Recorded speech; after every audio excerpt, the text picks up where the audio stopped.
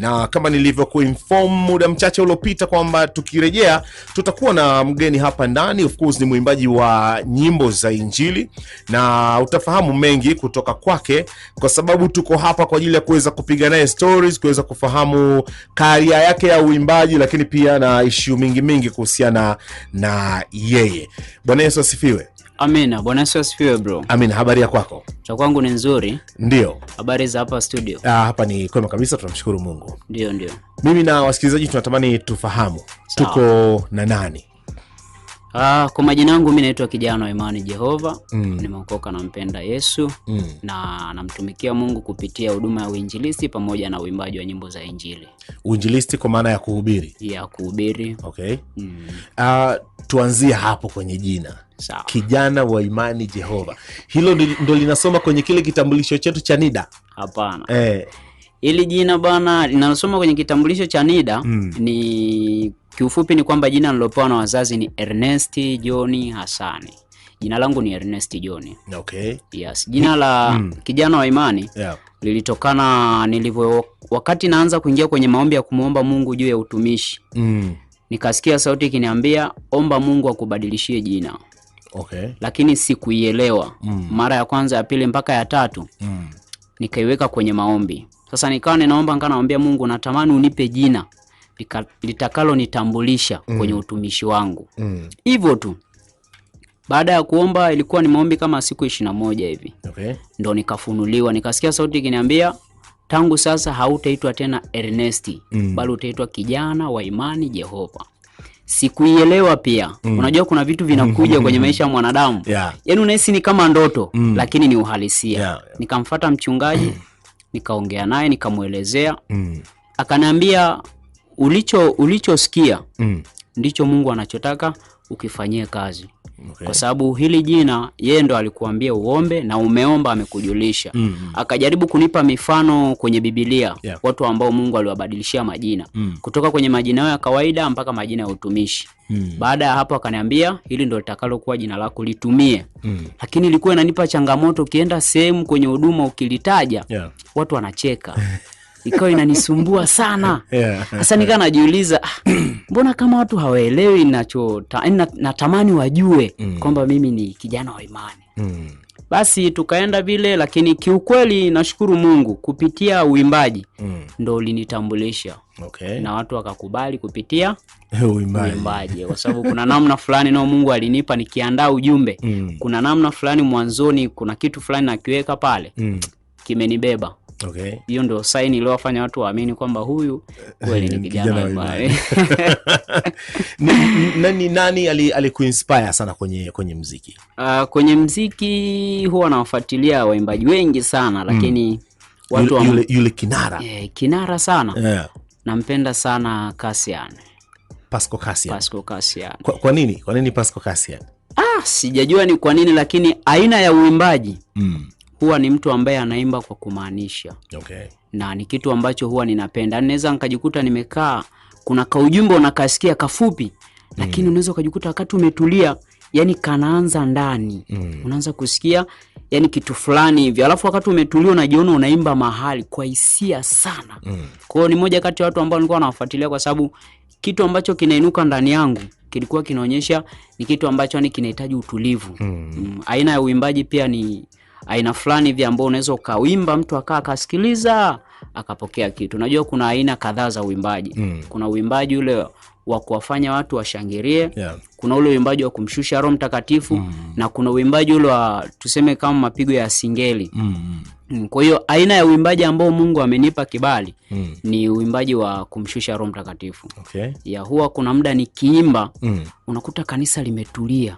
Yaani ni kama hawakuoni. Afu unamaliza pale unashuka, watu wanapiga makofi kwa mbali sana. Sasa unajiuliza imekaaje? Unajua kuna ile tunatamani ile vibe, watu wanasema vibe. Yes. Lakini baadaye unatoka pale, wanakufuata watu wanakuambia kiukweli ulikuwa unazungumza na mimi.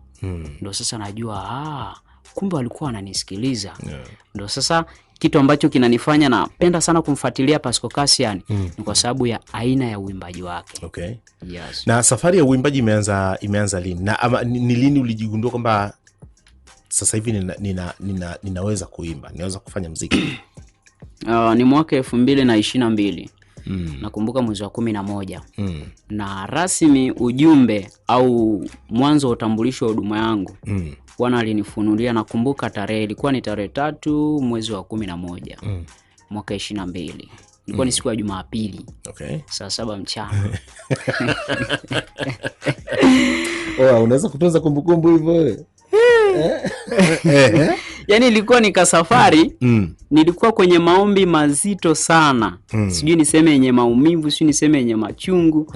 Unajua saa nyingine maisha tunayotokea pia yanasababisha kuna vitu unafikiria alafu unahisi ni kama Mungu anawaangalia watu wengine alafu wewe ni kama hakuoni. Kwa hiyo wakati niko kwenye hayo maombi nilianza mwezi wa 10. Kwa naomba mara moja, siku nyingine nakuta nafunga masaa 12 kulingana na ratiba zangu. Ilipofika hiyo siku saa wakati nimetulia, kwa sababu nilimwambia Mungu nahitaji unijibu mbele ya ibada. Nikiwa nimetulia. Nakumbuka siku ya Jumapili kama nilivyokuambia tarehe 3 mwezi wa 11. Siku ya Jumapili saa 7 ndo naisikia sauti inaniambia utanitumikia kwa huduma 3. Lakini hiyo moja tuiache ambao watu hawajaanza kuijua isije kaleta utata. Bwana akija akidhihirisha tutaizungumzia. Lakini moja kati ya huduma ambayo ninaifanya na inanisumbua sana ni ya uinjilisti. Kushuhudia watu mtaa kwa mtaa, nyumba kwa nyumba. Sengine ukipata nafasi unaenda kuhubiri sehemu kama Mwongolo pale center. Kwa hiyo mwaka 23 mwezi wa 11 ndo huduma yangu rasmi ilidhihirika. Natokea hapo sikufanya tena kwa mashaka. Yaani ulikuwa ukija wimbo na upuuzia. Nachukulia tu ni sauti za kawaida. Lakini muda umetulia, ule wimbo unajiimba wenyewe mwanzo mwisho. Inanilazimu kutoka hata kama niko sehemu yenye watu wengi, naenda na rekodi. Kisha maliza na achana nao. Then kuna muda ukitulia unasikia ile sauti na unajaribu kuchukua, unasikiliza na unasikia kabisa msukumo wa kuandika. Unajaribu kuandika na ufanyia zoezi, alafu unaweka pembeni. Yaani ni kama haujali. Lakini tokea hapo Bwana alivyonithibitishia, kwa hiyo kila ujumbe unaokuja najaribu kufanyia utafiti. Mwingine unaweza kurekodi afu baadaye ukaona haupo kwenye kiwango, unauacha. Lakini baadaye unasikiliza mwingine unasikia kabisa huu unaweza ukafika mahali na ukawabariki watu. Kwa hiyo mwaka 23 ndo rasmi huduma yangu ya uimbaji ilianzia pale, na mwaka 24 ndo ilikuwa kujiweka wakfu mbele za Bwana kwa ajili ya utumishi. Sawa. Yes. Na mpaka sasa hivi tuna nyimbo ngapi? Mpaka sasa nina nyimbo 8. Zote tayari tumeshafanya skeleton studio, tunasubiri zifanyiwe mixing, mastering na nini tutoe, ama tumeziandika ama ziko kwenye process gani? Hizi nyimbo zote zimeshakamilika, na maanisha kwenye mfumo wa audio. Zimesharekodiwa, zote zipo.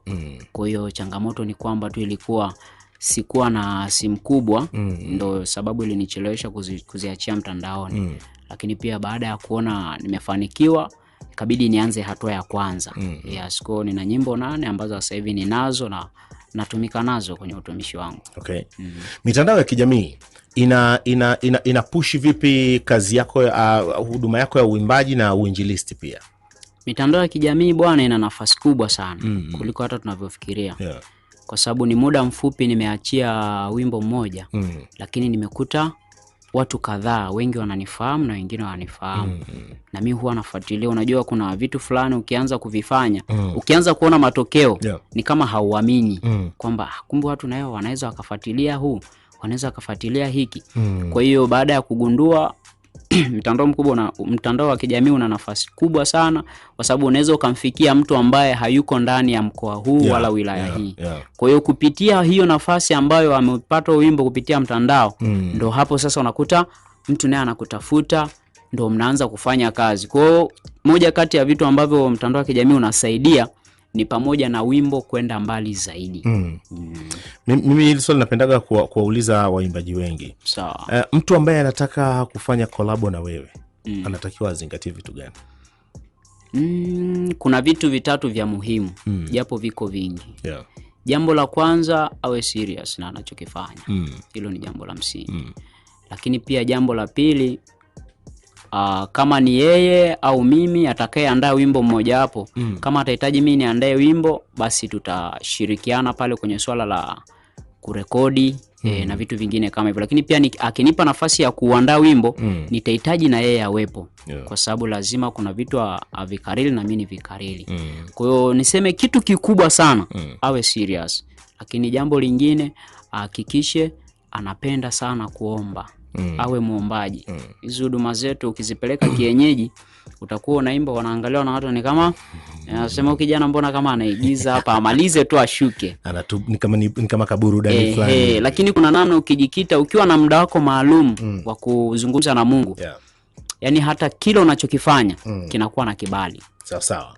Time hii hapa tukasikilize kazi yake hii ambayo ni mpya ametuletea leo hapa, inaitwa Usiogope. Kwa nini usiogope?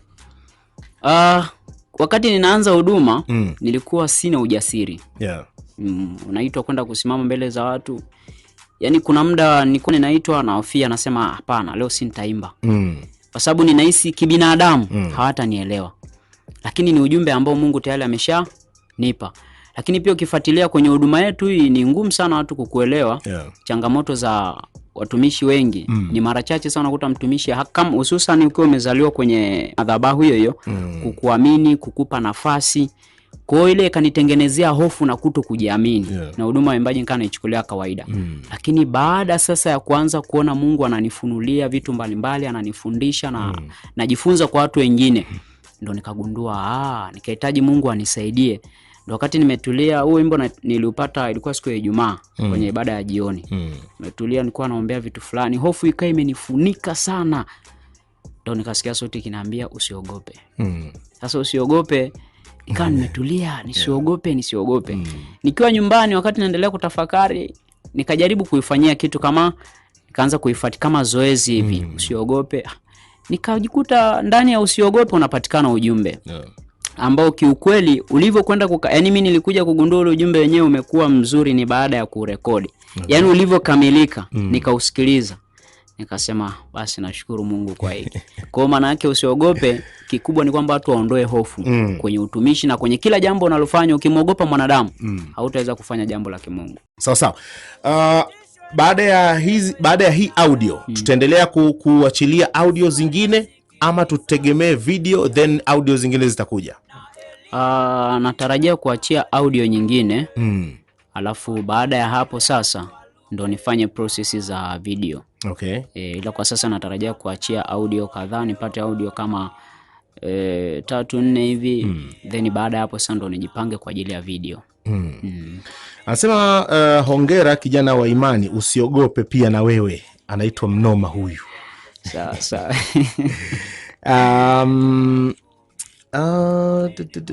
Sema jamani, mimi cha kumshauri apambane bila uoga jamani, ajitahidi ataweza.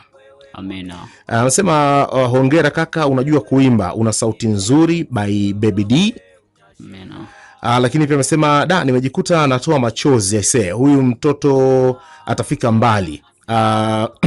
Amsaidie sana, binadamu wana mambo mengi, asife moyo. Anaitwa Fundi Ibra kutoka Mbulu. Amina. Sawa.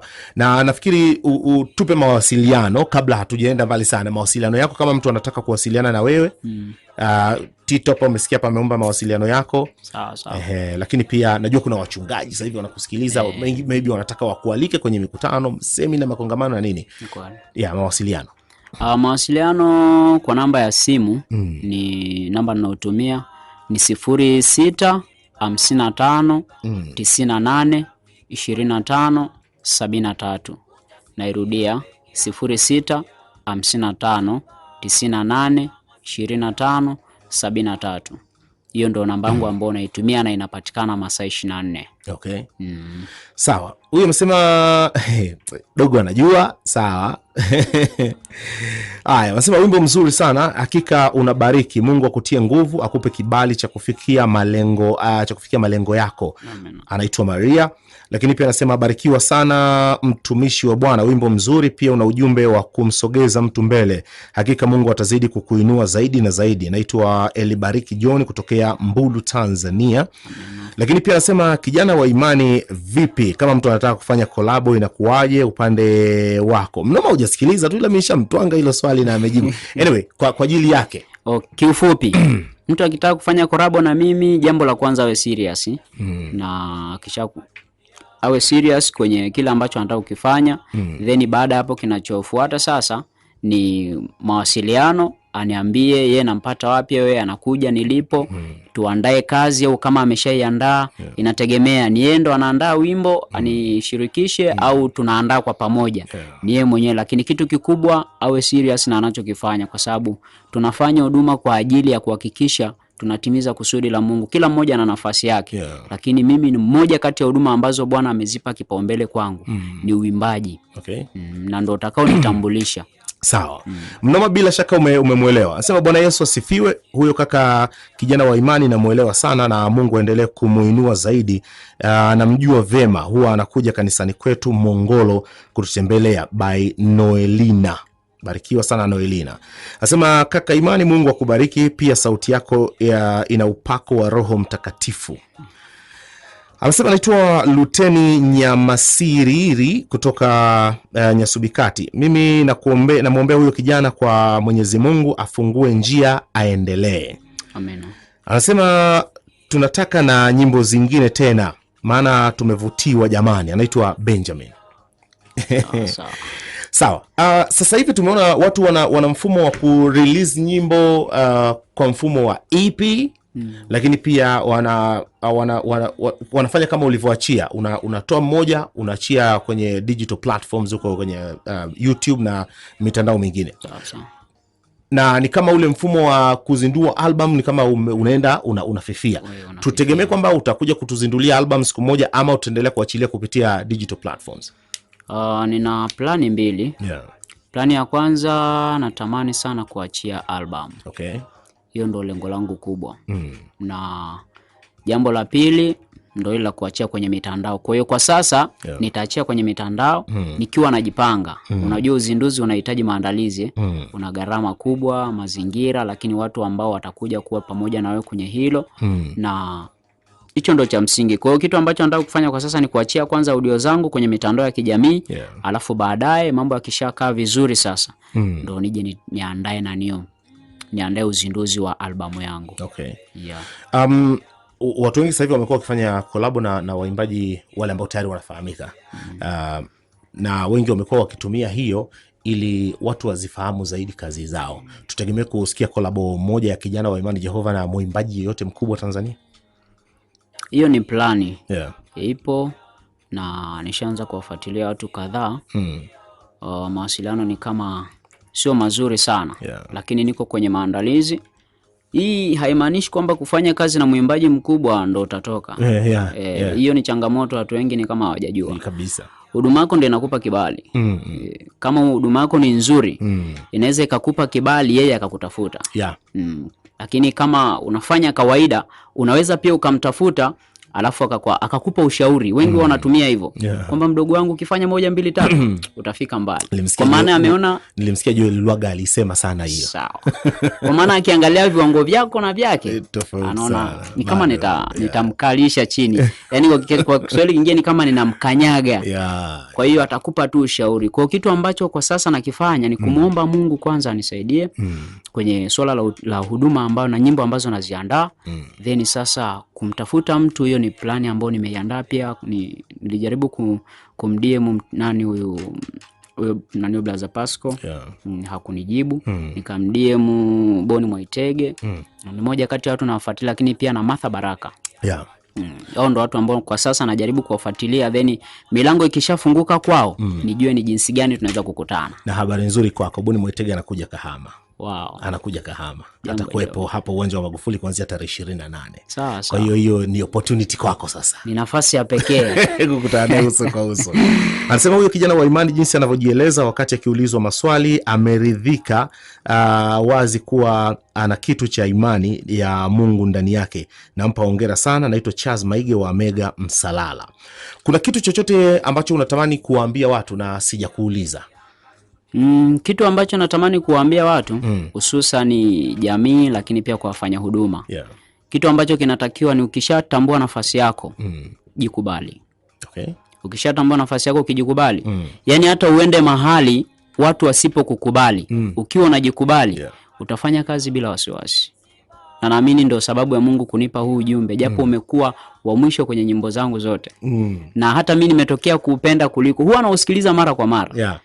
Kwa hiyo jambo la kwanza ni hilo, lakini pia kitu kingine, kitu ambacho tunaomba kwa Watanzania ni kuhakikisha tunahitaji support zao. Watusaidie kwenye hilo. Yeah. Ukiingia kwenye mitandao yetu ya kijamii, ukiingia YouTube, ukiingia Instagram, ukiingia TikTok, ukiandika tu kijana wa imani Jehova, unanipata. Kwa kikubwa anahakikisha mtu ana like, ana comment, ana subscribe kwa ajili ya ikitokea pia ukaachia wimbo mwingine na kuwa ni rahisi mtu kupata. Kwa hiyo nawashukuru sana Watanzania ambao wanafuatilia, lakini pia anahitaji kupata mialiko zaidi ili tuweze kufanya kazi ya Mungu kwa ukubwa sana. Nikikusikiliza ni kama Arusha, ni kama Moshi hivi, ni kama Babati hivi, nakuja inakataa. Ni wapi? Asili kabisa. Asili kabisa bwana, mimi ni mtu wa Tanga. Nikikusikiliza ni kama Arusha hivi kabisa, inakuja hivi. Yaani uko kote huko. Ni kwa mjomba Arusha. Ila ulishakaa. Yeah, nimekaa ni kwa mjomba wangu. Hiyo kichwa yangu imeshavurugwa sana na huko. Sawa kabisa. Nimekaa sana Arusha kwa mjomba. Na baada ya kutoka huko na hisi ndo nikaja nyumbani, sikukaa sana, ndo nikaja Kahama. Bana, mimi nikushukuru sana kwa kuja. Nashukuru sana bro. Honestly nimeenjoy kufanya mazungumzo na wewe. I feel like tunaweza tukaongea hata siku nzima. Kweli. Kwa sababu kila kitu ambacho nakiuliza napata majibu ya kujitosheleza kabisa. Mungu akubariki sana. Nashukuru sana. Kazi yako ni njema. Mimi jana nimeisikiliza, sikutaka kukupa feedback tu, lakini ni kazi nzuri. Asante sana. Nafikiri pia umeona watu the way wameipokea. Na sisi tutahakikisha tuendelea kuipiga hapa, na tutakapoona kazi yako nyingine hatutasita kuchukua na kuendelea kuzicheza hapa. Sawa. Mungu akubariki sana. Asante sana. Labda neno la mwisho. Wajiandae, mwezi wa 6 natarajia kuachia wimbo wa pili. Okay. Kwa hiyo kwa wale ambao hawaja subscribe, wa like, lakini pia wapate kushare na watu wengine ili nikiuachia nao wapate kuona mapema sana.